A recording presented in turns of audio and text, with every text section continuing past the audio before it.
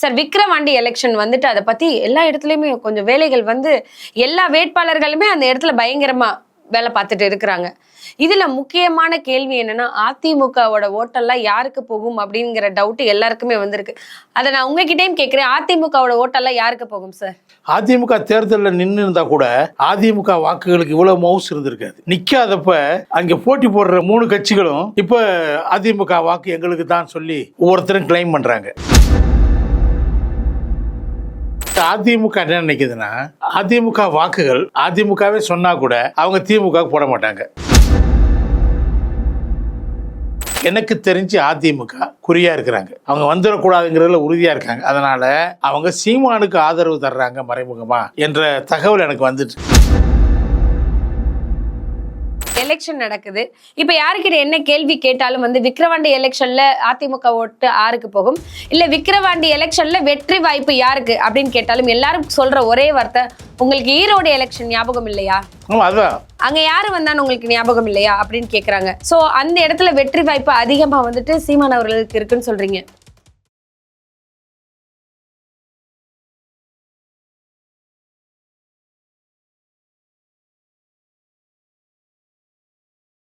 வணக்கம் சார். வணக்கம் sir. Vikravandi election வந்துட்டு அதை பத்தி எல்லா இடத்துலயுமே கொஞ்சம் வேலைகள் வந்து எல்லா வேட்பாளர்களுமே அந்த இடத்துல பயங்கரமா வேலை பார்த்துட்டு இருக்கிறாங்க. இதுல முக்கியமான கேள்வி என்னன்னா, அதிமுகவோட ஓட்டெல்லாம் யாருக்கு போகும் அப்படிங்கிற டவுட் எல்லாருக்குமே வந்திருக்கு. அதை நான் உங்ககிட்டயும் கேட்கிறேன், அதிமுகவோட ஓட்டெல்லாம் யாருக்கு போகும் சார்? அதிமுக தேர்தலில் நின்று இருந்தா கூட அதிமுக வாக்குகளுக்கு இவ்வளவு மவுஸ் இருந்திருக்காது. நிக்காதப்ப அங்க போட்டி போடுற 3 கட்சிகளும் இப்ப அதிமுக வாக்கு எங்களுக்கு தான் சொல்லி ஒவ்வொருத்தரும் கிளைம் பண்றாங்க. திமுக எங்களுக்கு தான் வரும், நான் எம்ஜிஆர்ல எங்களோட திமுக போகுமா சார்? இதை கேளுங்க, அவங்க சொல்றாங்க, கிளைம் பண்றாங்க. அவங்க மினிஸ்டர்ஸ் 2 பேர் பேசிட்டாங்க. கடைசியா ஏவா வேலுவா அவரும் வேலு அவரும் பேசிட்டாரு. அப்ப எல்லாரும் வந்து அவங்க என்ன சொல்றாங்க, எம்ஜிஆர் எங்களோட கூட தான் இருந்தாரு, அதனால அந்த வாக்குகள் எங்களுக்கு தான் வரும்னு சொல்றாங்க. இவர் ராம்தாஸ் என்ன பண்ணிட்டான்னு ஒரு படி மேலே போய் ஜெயலலிதா படத்தை வச்சுக்கிட்டே கேன்வாஸ் பண்ண ஆரம்பிச்சிட்டாரு. சார் அது வந்து எடப்பாடி அவர்கள் பெருமையா இருக்குன்னு தானே சார் சொல்லியிருக்காங்க. எங்க தலைவியோட போட்டோ அவங்க பேனர்ல வச்சிருக்காங்க, அது எங்களுக்கு ரொம்ப பெருமையா இருக்கு அப்படிங்கிற விஷயத்த தான் இபிஎஸ் அவர்கள் சொல்லியிருக்கிறாரு சார். இது அவங்க கீழ்த்தரமான நிலைமைக்கு போறாங்க. அதாவது அதிமுக என்ன நினைக்குதுன்னா, அதிமுக வாக்குகள் அதிமுகவே சொன்னா கூட அவங்க திமுக போட மாட்டாங்க தொண்டர்கள். ஏன்னா திமுக தீய சக்தின்னு சொல்லி தான் எம்ஜிஆர் கட்சியவே ஆரம்பித்தார். ஜெயலலிதா அதை தான் சொல்லிக்கிட்டே இருந்தாங்க. எடப்பாடி ஆட்சியை கவிழ்ப்பதற்கு திமுக பெருமுயற்சி எடுத்துச்சு, எல்லாம் தெரிஞ்ச விஷயம். அதனால் அவங்கள கண்டிப்பாக அவங்க போட சொன்னாலும் போட மாட்டாங்க. அடுத்து அதிமுக என்ன நினைக்குதுன்னா, இதில் இந்த இடைத்தேர்தலில் எப்பயுமே ஆளுங்கட்சி வரும், வந்துட்டு போட்டோம். ஆனால் பாமக மேலே வரக்கூடாது, பாஜக கூட்டணி மேலே வரக்கூடாது. வந்துட்டா நாங்கள் தான் 2ஆம் இடம்பாங்க, நாங்கள் முதலிடம்பாங்க ஜெயிச்சிட்டா. அவங்க மேலே வரக்கூடாதுங்கிறதுல எனக்கு தெரிஞ்சு அதிமுக குறியாக இருக்கிறாங்க, அவங்க வந்துடக்கூடாதுங்கிறதுல உறுதியாக இருக்காங்க. அதனால் அவங்க சீமானுக்கு ஆதரவு தர்றாங்க மறைமுகமா என்ற தகவல் எனக்கு வந்துட்டு இருக்குது. சீமான் அவர்களுக்கு சீமானுக்கு முடிஞ்ச வரைக்கும் அதிமுக வாக்குகளை சீமானுக்கு டைவெர்ட் பண்ணுறதுக்கான முயற்சியில் அவங்க தீவிரமாக களத்தில் இறங்கி பணியாற்றி கொண்டிருக்கிறார்கள் எனக்கு தகவல் வருது. அது எந்த அளவுக்கு உண்மை ஆனால் ஏன்னா அவங்களுக்கு மெயின் அவங்க என்ன நினைக்கிறாங்கன்னா, என்ன பொதுவாக கருத்து என்ன இருக்குன்னா, பாஜகவுக்கு விட்டு கொடுத்து தான் அவங்க இந்த தேர்தலை புறக்கணிச்சிருக்கிறாங்கன்னு ஒரு பழி இருக்குது, ஒரு பேச்சு இருக்குது. ஆனால் அவங்க என்ன நினைக்கிறாங்கன்னா, அதிமுக எப்படி யார் வந்தாலும் பரவாயில்ல, பாமக வந்துடக்கூடாது, அதில் அவங்க உறுதியாக இருக்காங்க. அது அவங்களுக்கு ஒரு பலமான தொகுதி. ஏன்னா கடந்த நாடாளுமன்ற தேர்தலில் விழுப்புரம் நாடாளுமன்ற தொகுதிக்கு உட்பட்ட விக்கிரவாண்டி அந்த செக்மெண்ட்டில், சட்டமன்ற செக்மெண்ட்டில் அவங்களுக்கும் திமுக கூட்டணிக்கும் வித்தியாசம் என்பது வெறும் 6000-7000 தான். அதுவும் 38% அவங்க வாக்குகள் வாங்கியிருக்காங்க. ஆனால் அதே தேர்தலில் வன்னியர் பெல்ட்டில் பாமக வாங்கின வாக்கு வந்து 11% தான். பாமகனா தேசிய ஜனநாயக கூட்டணி, அது வன்னியர் பெல்ட் சார், அவங்களுக்கு ஸ்ட்ராங்கான இடம். அவங்க ஏன் அந்த இடத்துல போடல வன்னியர்கள்? ஏன் அதிமுக போட்டிருக்காங்க, அதான் பிஜேபியோட கூட்டணிக்கு ஒரு காரணமா இருக்கலாம். அதிமுக அவங்களுக்கு 10.5% உள்ஒதுக்கீட்டு சட்டமா கொண்டு வந்தாங்க, அது ஒரு காரணமா இருக்கலாம். அதிமுக மேலே ஒரு பாசம் அவங்களுக்கு வந்திருக்கலாம். அந்த 10.5% வேலை பார்க்குதுன்னு சொல்றீங்களா? அது ஒரு வேலை இருக்கலாம், அதை நான் உறுதியாக சொல்ல மாட்டேன். ஆனால் அங்கே வந்து இதுதான் நடந்துச்சு. 38% அதிமுக வாங்கிச்சு, 11% தான் தேமுதிக பாமக வாங்கிச்சு. 1 இயர் பெல்ட்டில் பெரும்பாலான இது. இப்போ அவங்க என்ன செய்கிறாங்க சார்? தர்மபுரியும் 1 இயர் பெல்ட் தான். ஆமாம், கண்டிப்பாக. அங்கே வரலையே சார், அங்கேயும் வரலையே சார். அவங்க அங்கே மேலே வந்தாங்களே, மிக குறைந்த 20,000 ஓட்டு வித்தியாசம் தான் தோத்தாங்க. ஆல்மோஸ்ட் டக் ஆஃப் ஆர் கடைசி வரைக்கும் இருந்துச்சு. அவங்க டைட்டாக தானே செகண்ட் பிளேஸில் ரொம்ப டைட்டாக இருந்தாங்களே. அதனால் சௌமியா ஆல்மோஸ்ட் ஜெயிக்கிற மாதிரியான கட்டமெல்லாம் இருந்துச்சு. அவங்க முன்னிலையெல்லாம் வகித்த நேரமெல்லாம் இருந்துச்சு. முன்னிலை பின்னிலைன்னு போயிட்டே இருந்துச்சு. அதனால் இது ஒரு அவங்க வந்திருக்க அவங்களுக்கு பலமான தொகுதி. ஆனால் இங்கே வந்து அவங்களுக்கு என்ன பிளான் பண்ணுறாங்கன்னா 2 ஸ்ட்ராட்டஜி, 2 வகையாக ஃப்ரண்ட்டில் அட்டாக் பண்ணுறாங்க. ஒன்று வந்து அவங்க என்ன சொல்கிறாங்க, இந்த வன்னியருக்கு எதிரி திமுக 10.5% உள் ஒதுக்கீட்டை என்ன அது சட்டமாக வருவதற்கு உரிய தரவுகளோடு செய்யாமல் அவசர கதியில் அதிமுக செஞ்சுட்டு போயிடுச்சு. அதனால் அது உச்சநீதிமன்றத்தில் தரவுகள் வேணும்னு கேட்டிருக்காங்க. அதிமுக கண்ணதாசன் குழு ஒன்று அமைச்சாங்க இதுக்கான தரவுகளை கண்டுபிடிக்கிறதுக்கு. அந்த குழுவை திமுக ஆட்சி வந்த பிறகு அவங்க கண்டுக்கிறல.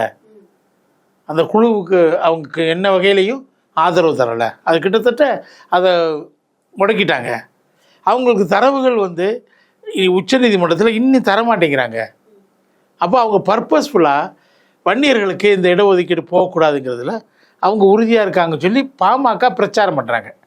வன்னியர்களுடைய எதிரிகள் திமுக தான் பிரச்சாரம் பண்ணுறாங்க. அது ஒரு பக்கம் நடத்துகிறாங்க.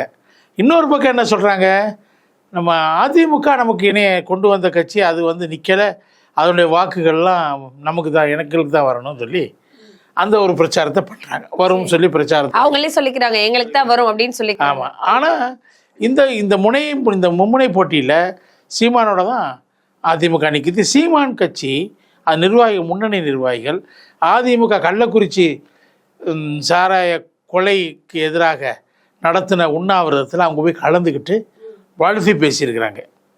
முன்னணி நிர்வாகிகள் சீமானுக்கு அடுத்த கட்டத்தில் இருக்க 5 பேர் போய் அந்த இதில் கலந்துக்கிட்டாங்கங்கிறப்ப சீமான் ஏற்கனவே ஆதரவு வேணும்னு சொல்லி வெளிப்படையாக கேட்டிருக்காரு. அந்த அடிப்படையில் அது நடந்துக்கிட்டு இருக்கு, ஆதரவு போயிட்டுருக்குன்னு தான் நான் நினைக்கிறேன்.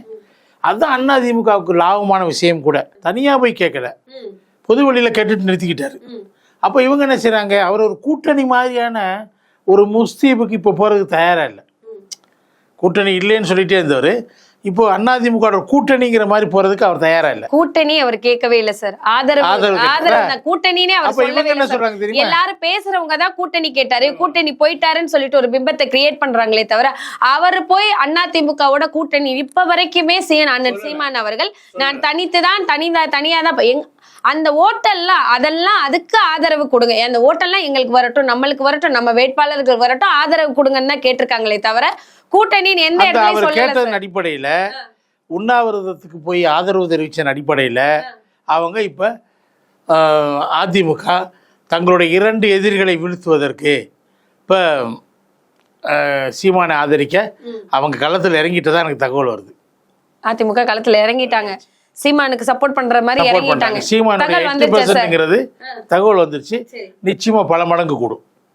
சீமான் 2ஆம் இடத்துக்கும் முதல் இடத்துக்கு வந்து ஆச்சரியப்படுவதற்கு இல்லை, 2வது இடத்திற்கோ முதல் இடத்துக்கோ வந்து ஆச்சரியப்படுவதற்கு இல்லைன்னு சொல்றாங்க. அதிமுக நோக்கம் என்னன்னா, சீமான் எப்படி போனாலும் இந்த இடைத்தேர்தலில் ஆளுங்கட்சி ஜெயிக்கும், அது வேற விஷயம்.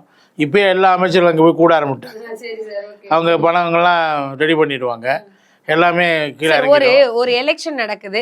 இப்ப யாருக்கிட்ட என்ன கேள்வி கேட்டாலும் வந்து விக்கிரவாண்டி எலெக்ஷன்ல அதிமுக ஓட்டு யாருக்கு போகும், இல்ல விக்கிரவாண்டி எலெக்ஷன்ல வெற்றி வாய்ப்பு யாருக்கு அப்படின்னு கேட்டாலும் எல்லாரும் சொல்ற ஒரே வார்த்தை, உங்களுக்கு ஈரோடு எலெக்ஷன் ஞாபகம் இல்லையா, அங்க யாரு வந்தான்னு உங்களுக்கு ஞாபகம் இல்லையா அப்படின்னு கேக்குறாங்க.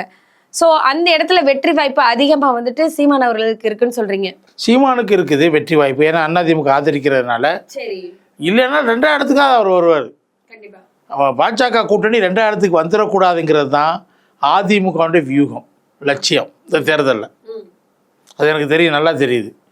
அதனால அவங்க வந்து இந்த காரணத்தை வச்சுதான் அவங்க புறக்கணிச்சிருக்காங்களா, அதிமுக வந்துட்டு நாங்க நிக்கல, அப்ப வந்து 2வது இடத்துலயோ 3வது இடத்துலயோ பிஜேபியோட கூட்டணி யாருமே அங்க ஜெயிச்சிடக்கூடாது, இதனாலதான் நாங்க வந்து புறக்கணிச்சிருக்கோம். இல்ல அவங்க புறக்கணிக்காம இருந்திருந்தா அவங்க தான் கண்டிப்பா 2ஆம் இடத்துக்கு வந்திருப்பாங்க. முதல் இடத்துக்கு வர்றாங்களோ இல்லையோ 2ஆம் இடத்துக்கு கண்டிப்பா வந்திருப்பாங்க. பாமக கண்டிப்பா வந்திருக்கவே முடியாது. அவர்கள 2வது இடத்துல வச்சு பாத்துறோம் அதிமுக முயற்சி பண்ணிடுச்சு, நினைச்சிருச்சு. அவங்க போடாம இருந்ததுக்கு 11வது தோல்வி நமக்கு வேணாம், இடைத்தேர்தலில் நின்னா நிச்சயமா தோல்வி, அது வந்து ரிசல்ட் முன்னாடி சார் ஆளும் கட்சி தான் ஜெயிக்கும் அப்படின்னு ஒரு இருக்குல்ல சார். அதனால அங்க போய் நிக்க வேணாங்கிற முடிவு எடுத்தாங்க. ஏன்னா 10 தோல்வி பழனிசாமி சொல்லிட்டே இருக்கிறாங்க, 11 தோல்வி பழனிசாமி சொல்லுவாங்க ஓபிஎஸ் இந்த வகையறாக்கள். அதனால அவங்க அதை வந்து டிக்னிஃபைடா அப்படின்னு விளையிக்கிட்டாங்க. இப்போ என்னன்னா அவங்களுக்கு வந்து இப்போ இருக்க நிலைமையில பக்கத்தில் கள்ளக்குறிச்சி கள்ளச்சாராய சாவுகள் அது திமுகவுக்கு எதிராக திரும்பி இருக்குது. அதை பெரிய அளவுக்கு அதை பயன்படுத்தினவங்க, எக்ஸ்ப்ளாய்ட் பண்ணவங்க அதிமுக தான். பிரம்மாண்டமாக பண்ணிட்டாங்க. யாருமே களத்தில் இல்லை எதிர்த்து. பாஜக ஒரு சும்மா ஒரு ஆர்ப்பாட்டமாக நடத்தி ஓடி போயிட்டான். ஆனால் இவங்க தான் இப்போ அதில் உறுதியாக இருக்காங்க. அப்போ அவங்களுக்கு வந்து இதில் ஒரு கெயின் கிடைச்சிருக்கும். பக்கத்தில் இருக்காது, விக்கிரவாண்டிக்கு கள்ளக்குறிச்சிக்கு பக்கத்தில். அதனால் இங்கே வந்து சீமானை அவங்க ஆதரிக்கும் போது அந்த ஆதரவு எதிர்ப்பாளைகள் எல்லாம் சேர்ந்து சீமானை தூக்கிறதுக்கு வாய்ப்பு இருக்குது. அப்ப ஆக நீங்க என்ன சீமான் வெற்றி பெற்றா கூட நான் ஆச்சரியப்பட மாட்டேன். அதான் விக்கிரவாண்டி தேர்தல்ல வந்துட்டு சீமான் அவர்கள் 2ஆம் இடத்திற்கு வர்றதுக்கு வாய்ப்பு இருக்கு, வெற்றி பெற்றால் ஆச்சரியப்படுறதுக்கு வாய்ப்பு இல்லைங்கிறீங்க. வெற்றி வாய்ப்பு சீமான் அண்ணனுக்கு இருக்குன்னு சொல்றீங்க. நன்றி சார், தொடர்ந்து பேசலாம். நன்றிமா.